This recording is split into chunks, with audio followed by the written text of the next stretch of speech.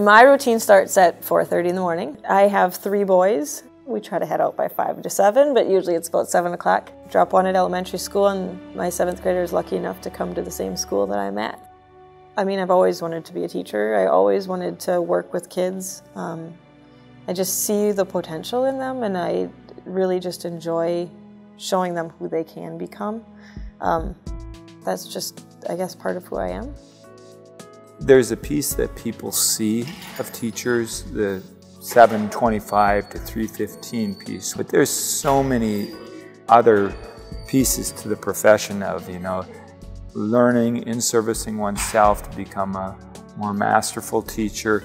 The time spent correcting papers, creating lessons that really engage kids. Those things don't just happen. It takes hard work.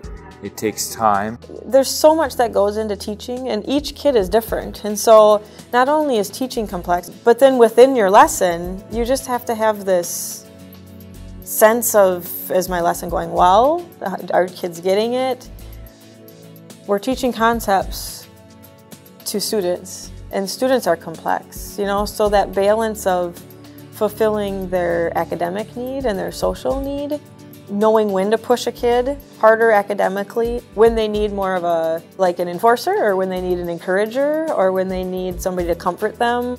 I think most of our teachers put in that kind of time and effort.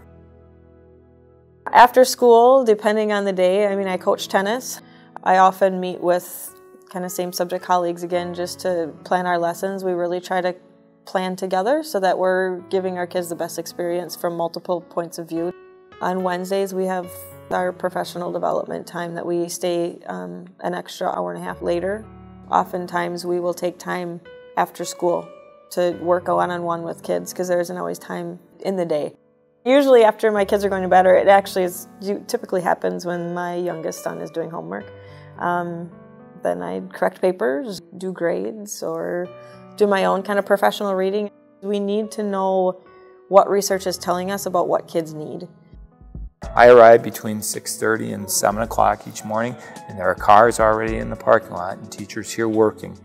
I leave around 5 o'clock. No matter what time it is, it seems like there are still cars in the parking lot. I come in every weekend. Several of our staff are spending their weekends correcting papers, preparing lessons, getting ready for our kids. You come here during the summer, this building does not shut down.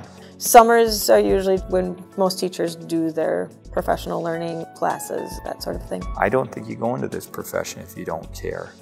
Teachers are hardworking people, dedicated to children, wanting to help people be successful all over the state of Wisconsin. I think Wisconsin has a tremendous public school system. I'd hate to see us ever lose that. There isn't a teacher I know that isn't working hard. You just talk to your colleagues and your days are jam-packed and you're putting in the time because that's what kids need. This is by far the easiest topic for me to talk about. We really must do our best to value and appreciate the work that our teachers and other professionals do in our school buildings every single day. The work is heroic.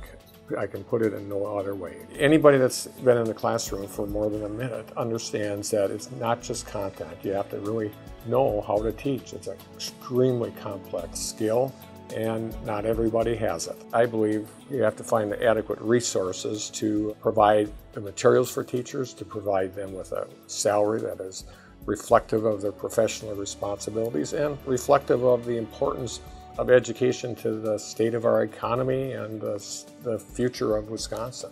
Our teachers, we all understand the importance of the teaching profession to our great state. And we all, citizens of Wisconsin, appreciate your great work and making our students our future. So thank you very much.